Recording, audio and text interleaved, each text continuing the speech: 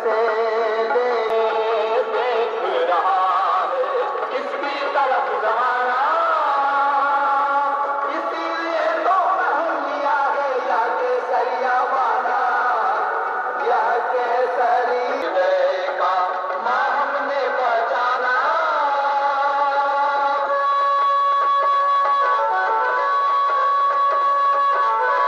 संगठन बनाना है, संगठन बनाना, संग शक्ति से असुर वृत्ति का, संग शक्ति से असुर वृत्ति का अब है दंभ मिटाना, इसीलिए तो पहन लिया है या केसरिया वाला, यह केसरिया वाला। अब तेरा दुख दर्द हृदय का माँ हमने पहचाना, इसीलिए तो पहन लिया है या केसरिया वाला, यह केसरिया वाला। अब तेरा दुख दर्द हृदय का माँ हमने पहचाना।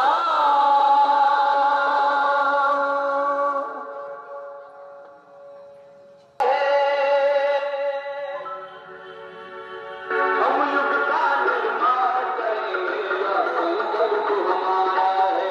हम युग का निर्माण करेंगे, यह संकल्प हमारा है। वही ज्ञान की धारा है। हम युग का निर्माण करेंगे, यह संकल्प हमारा है। हम युग का निर्माण करेंगे, यह संकल्प हमारा।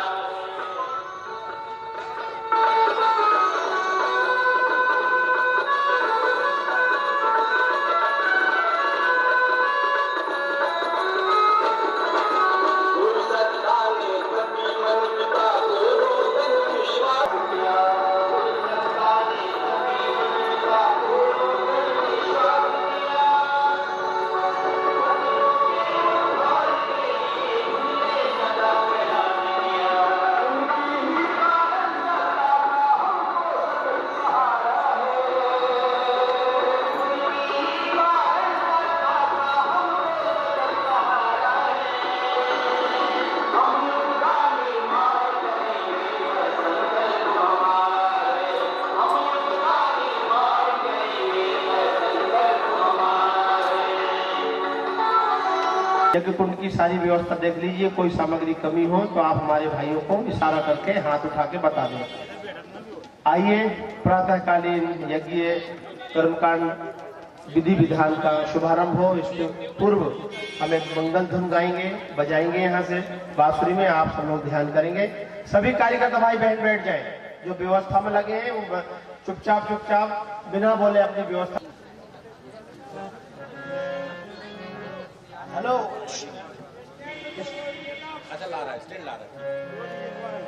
हेलो सभी भाई, अब यज्ञ कुंड को सजाने का कार्य होगा।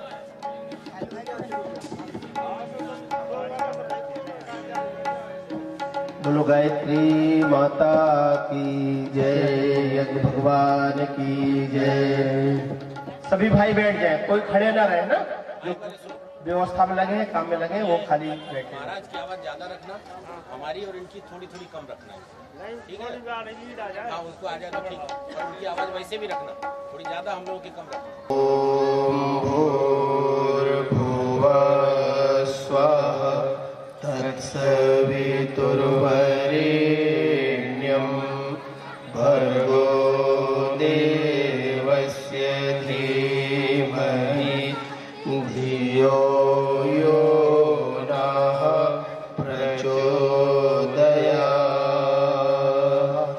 शांत चित्त, ध्यान मुद्रा। स्थूल, सूक्ष्म और कारण शरीर में दिव्य सत्ता का अनुदान बरस रहा है। इससे पूर्व उनकी शक्तियां हमारे शरीर के हृदय में धारण करें। उससे पूर्व हम बांसुरी की मंगल धुन सुनेंगे। संगीत हमारे हृदय के तारों को झंकृत करता है और हमारे प्राण शक्ति को बढ़ाता है और ध्यान की प्रक्रिया को तेज करता है। याददाश्त को बढ़ाने का कार्य करता है। आइए भगवान कृष्ण की मुरली, भगवान शिव की डमरू स्वर सारी प्रकृति को आनंदित कर देते हैं। हम सभी भी, याजक भाई बहन भी, आंखें बंद, कमर सीधी, ध्यान मुद्रा में बैठ करके ध्यान करें और यज्ञ प्राण ऊर्जा को धारण करने की शक्ति अर्जित करें।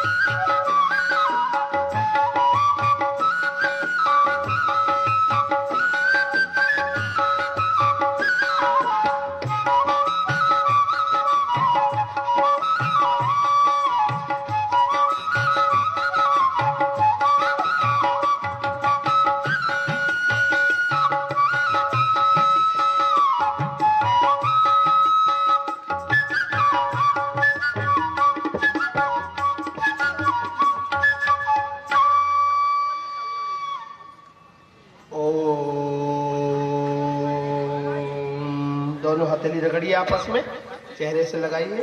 अब धीरे से आंखें खोल ले। आइए यज्ञ प्रक्रिया का शुभारंभ हो। हमने मंगल धुन सुन करके यज्ञ की प्राण ऊर्जा को और गुरुदेव के सद्विचारों को धारण करने की क्षमता, पात्रता अर्जित की। अब हमें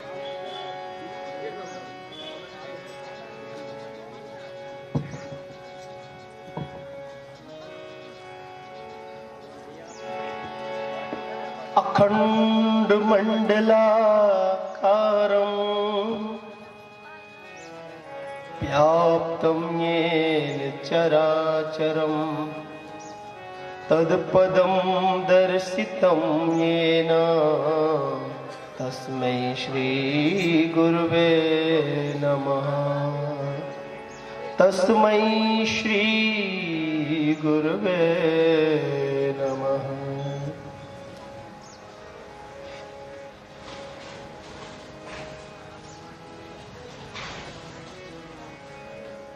गुरुदेव कृपा कर दो, गुरुदेव कृपा कर दो, तुमको न भूल पाए। गुरुदेव कृपा कर दो, तुमको न भूल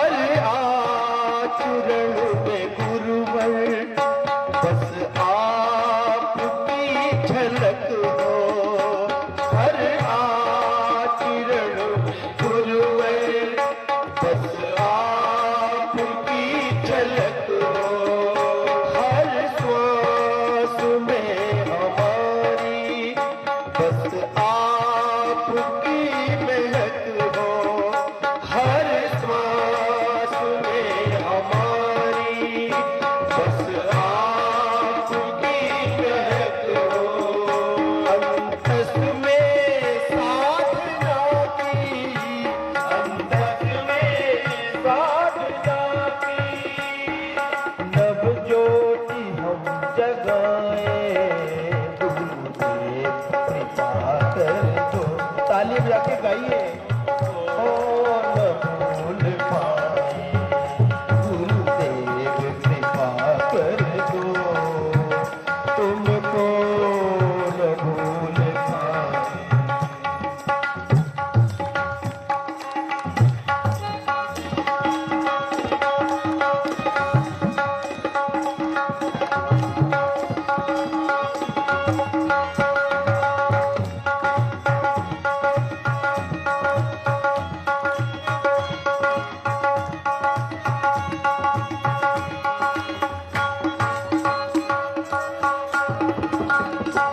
दुविधा भरे क्षणों में तुम जितना हम करेंगे, दुविधा भरे क्षणों में तुम जितना हम करेंगे, जो आपने किया है हम भी वही करेंगे, जो आपने किया है हम भी वही करेंगे। हे सूर्य पुत्र हम भी, हे सूर्य पुत्र हम भी यह सिद्ध कर दिखाए, देव कृपा कर दो, तुमको न भूल पाए। गाइए सभी। गुरुदेव कृपा कर दो, तुमको न भूल पाए।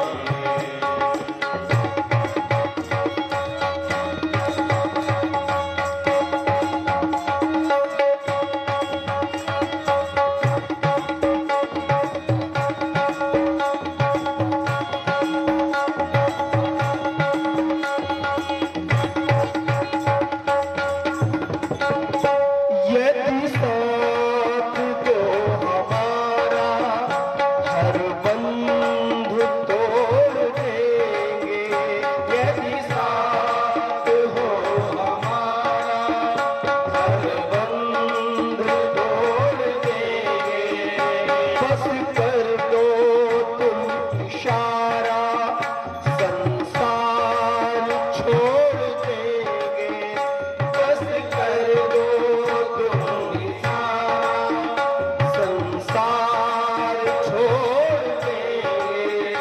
हर श्वास हर आश को तुम्हारी, हर आश को तुम्हारी हम पूर्ण कर दिखाए, गुरुदेव कृपा कर दो, तुमको न भूल पाए, गुरुदेव कृपा कर दो, तुमको न भूल पाए।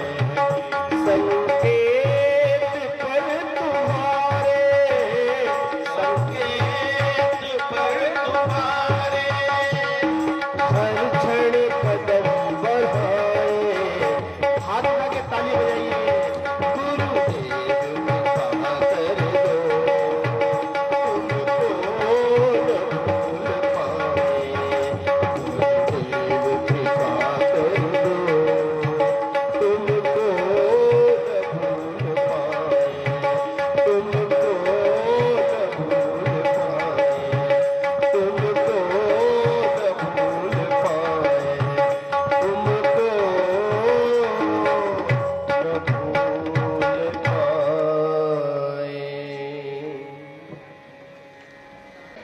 अब इसके पश्चात युग तीर्थ शांति कुंज के टोली नायक देव संस्कृति विश्वविद्यालय के प्रोफेसर, अंतर्राष्ट्रीय कथावाचक और प्रवक्ता शांति कुंज हरिद्वार परम आदरणीय डॉक्टर जमुना प्रसाद जी से निवेदन करेंगे कि आज के आए हुए याचकों को यज्ञ का ज्ञान विज्ञान का विस्तार करके सबको जानकारी दें और गुरुदेव का संदेश प्रदान करें। आदरणीय डॉक्टर साहब।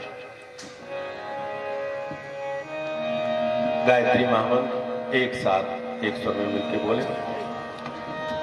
ओम भूर्भुवः स्वः तत्सवितुर्वरेण्यं भर्गो देवस्य धीमहि धियो यो नः प्रचोदयात्।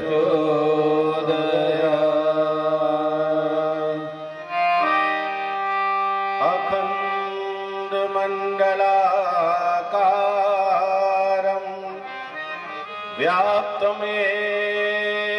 चराचरम् तत्पदं दर्शितं येन तस्मै श्री गुरवे नमः। मातृवत् लालयित्री च पितृवत् मार्गदर्शिका नमोस्तु गुरुसत्तायै श्रद्धा प्रज्ञायुता च या देवी सर्वभूतेषु मातृरूपेण संस्थिता नमस्तस्यै नमस्तस्यै नमस्तस्यै नमो नमः। वक्रतुंड महाकाय सूर्यकोटि समप्रभा निर्विघ्नं कुरु मे देव सर्वकार्येषु सर्वदा सर्वकार्येषु सर्वदा। असंभवं संभवकर्तुमुद्यतं प्रचण्ड झञ्झावृतिरोधसक्षमं योगस्य निर्माण कृते समुद्यतं परं महाकालममुं नमाम्यहम् परं महाकालममुं नमाम्यहम्। सूक्ष्म रूप में विद्यमान परम पूज्य गुरुदेव परम वंदनीय माता जी 24 कुंडी गायत्री महायज्ञ किस यज्ञशाला में मां गायत्री के प्रांगण में पावन प्रज्ञा पुराण की कथा और यज्ञ में भाग लेने के लिए आए हुए सभी धर्म प्रेमी सज्जनों मातृशक्ति देवियों, कल विशेष देव आवाहन किया गया, परसों कलश का पूजन किया गया और आज यज्ञ के साथ साथ संस्कारों का क्रम है। कल देवगणों की विदाई होगी। शाम को दीप यज्ञ का विराट आयोजन यहां पर किया जाएगा। सामवेद और अथर्ववेद,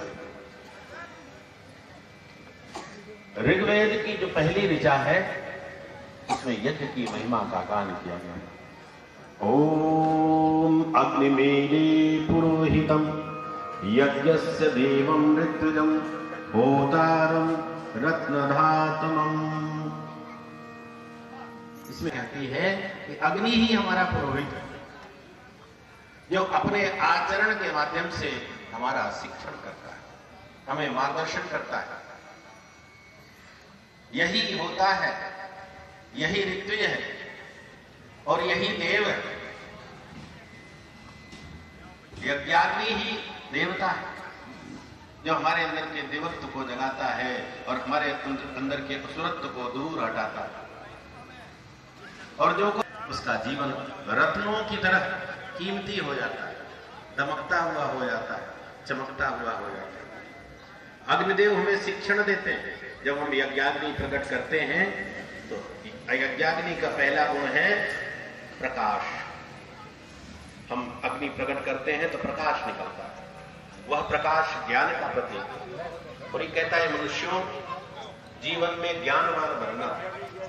ज्ञान आ जाएगा तभी तुम्हारे समस्त दुख दूर होंगे, तभी तुम सुख को प्राप्त करोगे, तभी तुम निकलते हैं और लाइट न हो, चारों तरफ धूप अंधेरा हो, तो जब रास्ते में आगे बढ़ते हैं तो पैर के नीचे एक रस्सी आ जाती है, तो हमें लगता है डायन और कुछ नहीं है। शंका दिमाग में घर कर गई तो इससे बड़ी डायन कोई नहीं, और भय ही भूत होता है।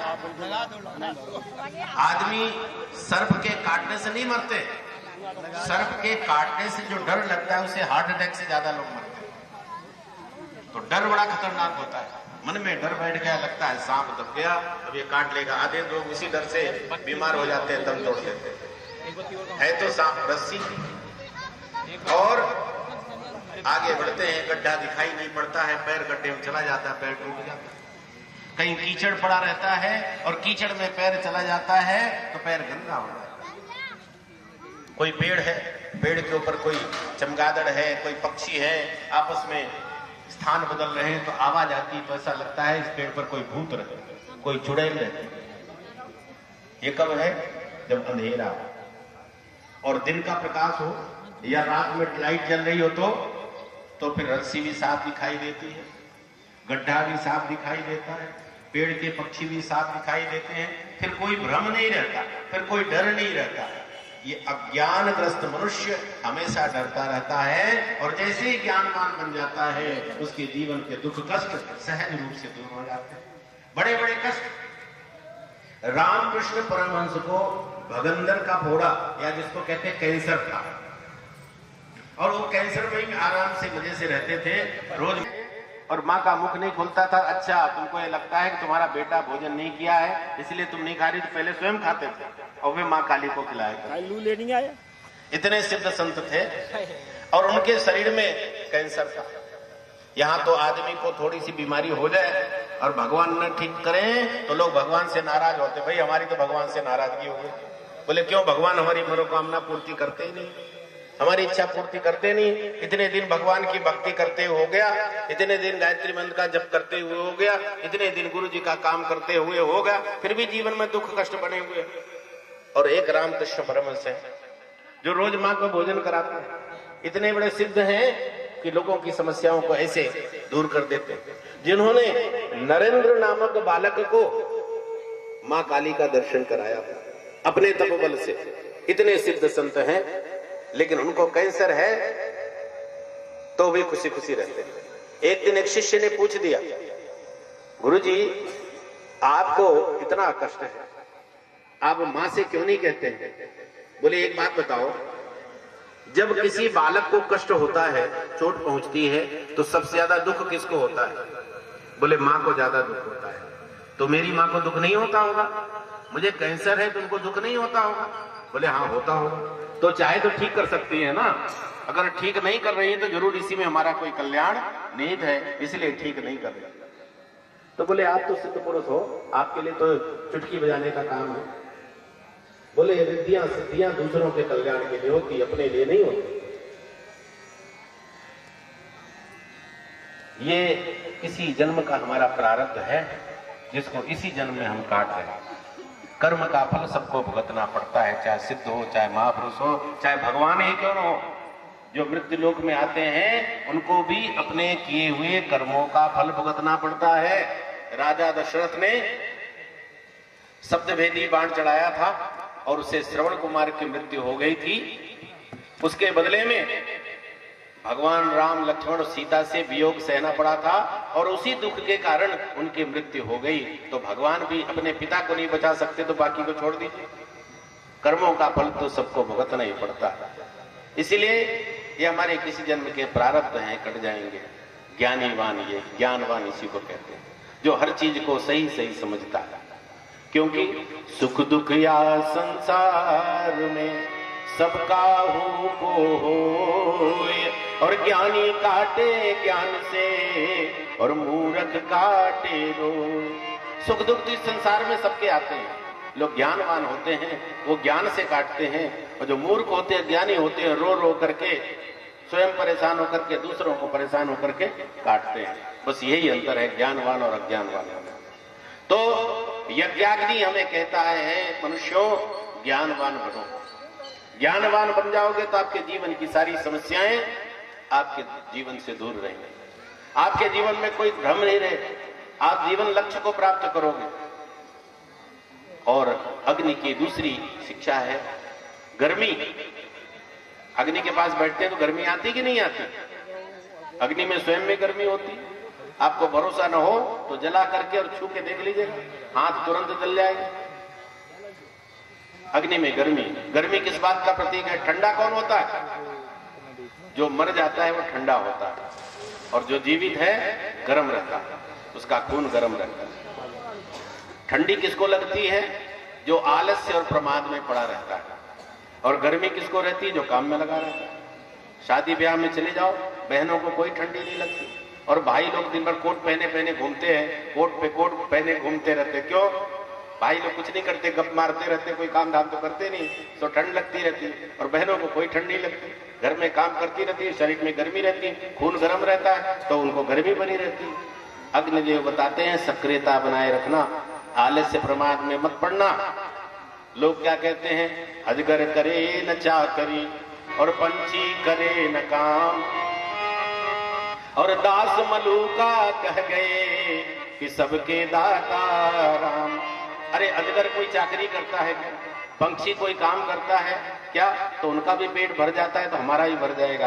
अरे आलसियों, इसके चक्कर मत पड़ना। वो अजगर के लिए है, पंछी के लिए है, मनुष्य के लिए नहीं है। मनुष्य तो कर्म करने के लिए संसार में आया है, पुरुषार्थ करने के लिए आया है। कर्म करेगा तभी उसे मिलेगा, नहीं कर्म करेगा तो नहीं मिलेगा। बाकी की जिम्मेवारी भगवान की है, लेकिन मनुष्य की जिम्मेवारी इसीलिए नहीं है कि हाथ पैर नाक कान आंख सब इसीलिए तो दिए कि कुछ कर्म करना। जितनी सुविधाएं मनुष्य के शरीर में है इतनी किसी जीव जंतु को नहीं है।